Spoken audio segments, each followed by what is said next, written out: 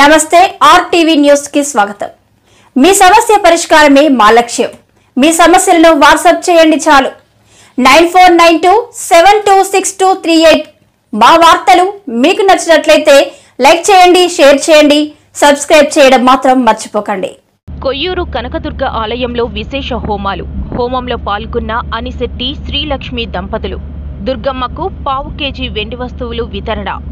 దేవీ శరన్నవరాత్రి మహోత్సవాల్లో భాగంగా రెండవ రోజు గాయత్రీదేవి అవతారంలో అమ్మవారు భక్తులకు దర్శనమిచ్చారు।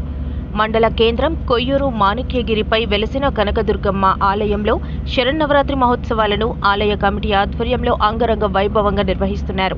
విశేష అర్చన, పూజ, హోమాది కార్యక్రమాలు వేద పండితులు శాస్త్రోక్తంగా నిర్వహిస్తున్నారు।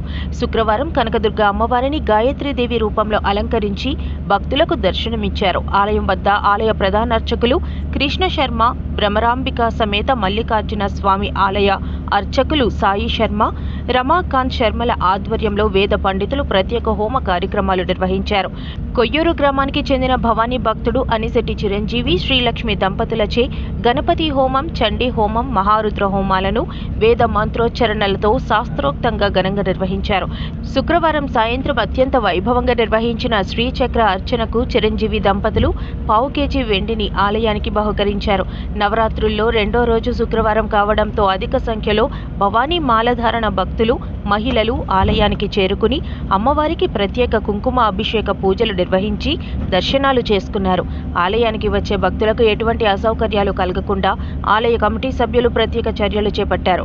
మూడవ రోజు అమ్మవారు అన్నపూర్ణాదేవి రూపంలో భక్తులకు దర్శనమిస్తారని అర్చకులు కృష్ణ శర్మ తెలిపారు।